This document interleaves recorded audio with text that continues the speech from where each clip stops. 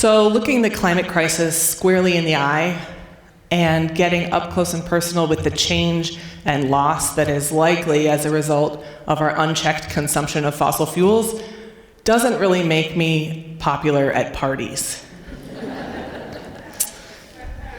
But tending to my own climate grief has been life-giving and empowering, and sometimes looks a little bit like giving a TED Talk. But this talk might be one of your first encounters with what life might be like under an unreliable grid or extreme heat, and that might freak you out a little. And if that's you, welcome. Your feelings are totally correct. And then they contain valuable information, so pay attention. And if they're telling you right now that this is not a good time for a deep download on what life might be like under a changing climate, come back another time. But if you're still with me here in the room, I want you to feel your feet on the floor, feel your seat behind you, take a deep breath. You're in a theater at TEDxNormal, and you're okay. Now, when I said I'm not fun at parties, I meant other people's parties, because my parties are a blast. Like this one that I threw in October of 2022, we called it the Dungeon Crawl. About 15 of my friends and neighbors and their friends and neighbors scrabbled around the basement of my house, my 150-year-old fixer-upper, helping me install a heating system that's simple but pretty labor-intensive. And the purpose of that heating system is simply to make old houses like mine with tall ceilings and big windows feel a little bit cozier in cooler temperatures. It was a great day. We worked hard, we ate great food, we laughed a lot, all in the service of making my house a little bit more resilient in the face of the next polar vortex. But in the process, we were also making ourselves a more resilient community of friends. Now that house, I bought it in 2017 when I moved back to the area after many years of living elsewhere. I grew up in Bureau County, just a little bit north of here, and I've lived many places, including Bangladesh and Seattle, where I got my degree in mechanical engineering, and I first encountered the climate crisis for real. Now, it was in a fuel cells class that I first learned about the greenhouse gas effect and how our emitting carbon was destabilizing this important environmental feedback loop called the carbon cycle. But it was in my day job as an engineer helping wind farms get built all across North America that I encountered the climate scientists who helped me understand what the climate crisis really means for everyday life. They were there ostensibly to help corporations understand their climate risk, what was going to happen to their business because of the changing climate, and presumably help them try to mitigate that risk, make the economic and political changes that would avert that catastrophe for all of us. Spoiler alert, that approach has not worked very well. But they were the ones who first introduced me to the ways in which our human systems, things like agriculture and air travel, are hugely dependent on functioning environmental systems, things like trade winds, ocean currents, and bacteria. And it was understanding the ripple effects on these systems from the climate crisis that was the first time I encountered the notion of collapse. Collapse?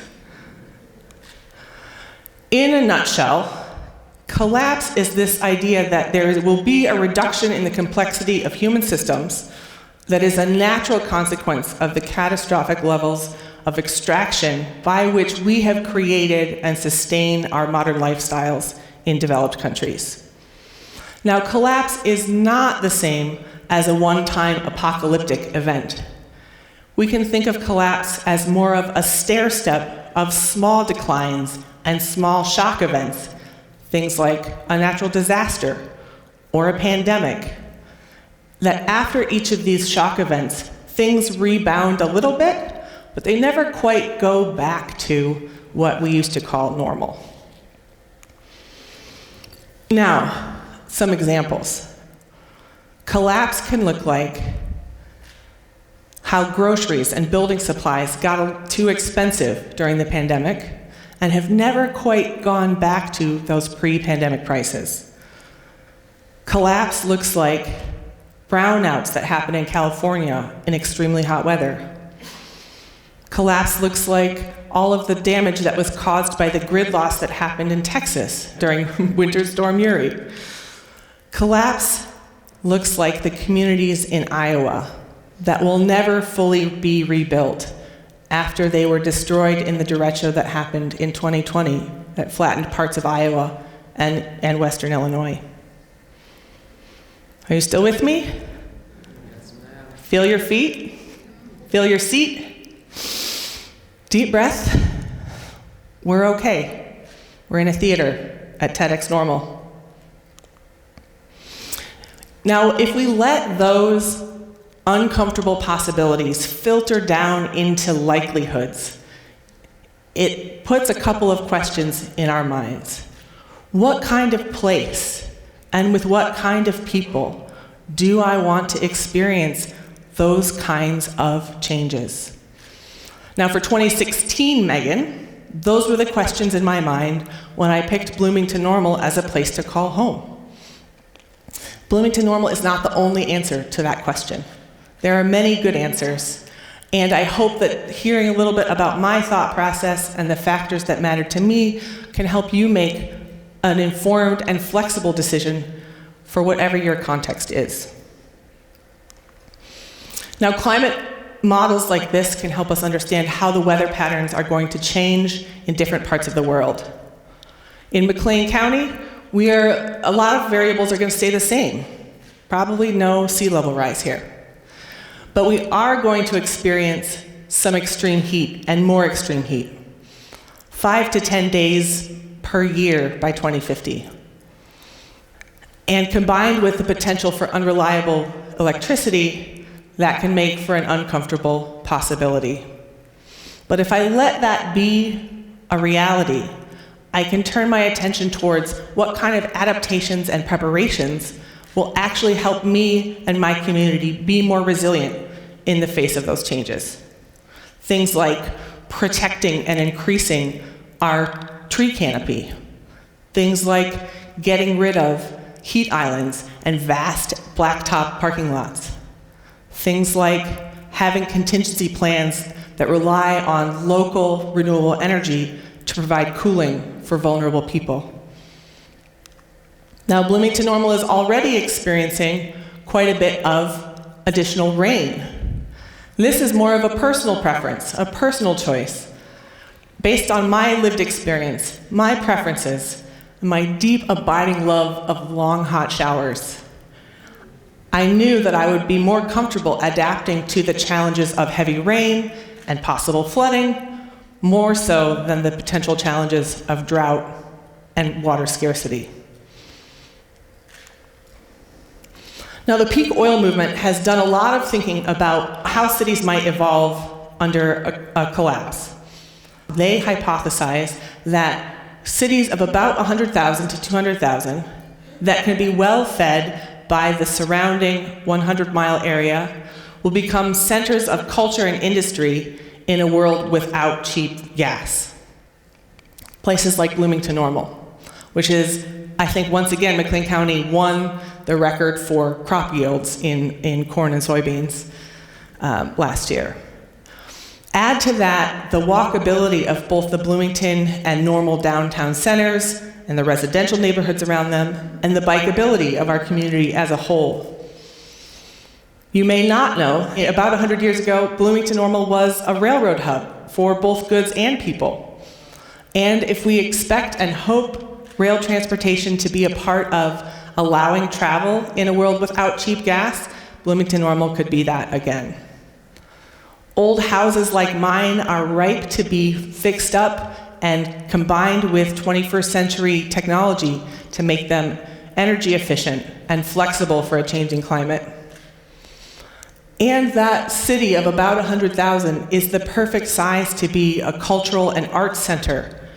Practices that help us remember, escape, celebrate, and grieve as a community. Raise your hand if entertainment was really important to you during the pandemic. Then thinking about the people in that community, I have a confession to make. In 2016, when I was looking at places to live, and I was considering Bloomington Normal, I was mostly thinking about people as their skills and their expertise. Things on the right-hand side of that list. And in the time since, I have been deeply impacted by folks who are skilled at the list on the left. These are trauma-informed folks who have the emotional regulation to take themselves and groups of humans through conflict, through crisis, and through loss. And I have come to realize that I may have overstated the importance of the qualities on the right and not enough the qualities on the left. And here's the beautiful thing about this list of people skills. They're not unique to Bloomington Normal, and they're not unique to my friends. And if your community doesn't already have these skills, they can be cultivated. Now, I started this presentation with a slide that had a quote that said, "Grief is love with nowhere to go." And in tending to my own climate grief, and in building out my relationship with Bloomington Normal as a place to call home, I have learned that there are still places for our climate love to go. I want to invite you to experience 3 of them. The first is toward yourself. Getting curious about what's happening inside means making a friend out of your deepest fear and creating that internal capacity to be with whatever thoughts and feelings arise in the face of collapse. Getting curious about what's happening outside is about seeing the world that other people might be avoiding, seeing changes that are likely that other people don't want to admit are happening, and also connecting with the people that are seeing the world that you're seeing. Secondly, I want to invite you to direct that love toward your neighbor and get ready together. This can look like having a dungeon crawl, or it can look like inviting some of your neighbors over for dinner and having a conversation about how you can care for and support each other through things like tornadoes, power outages, and floods. Third and finally, I want to invite you to direct your love toward the ongoing fight to slow and halt some of these climate changes that we see coming. Getting small p political doesn't mean just going out to vote, but getting involved in one of the many hardworking, nonpartisan climate advocacy groups. They would love to take your climate grief and your discomfort and let it fuel their necessary and vital work. It can be easy to get lost in the loss and devastation of collapse. But within any kind of change, there is tremendous possibility for human well-being and human thriving. And through the process of tending climate grief and connecting to a community like Bloomington Normal or wherever you are, it means that there will always be an unending number of places for our love to go. Thank you.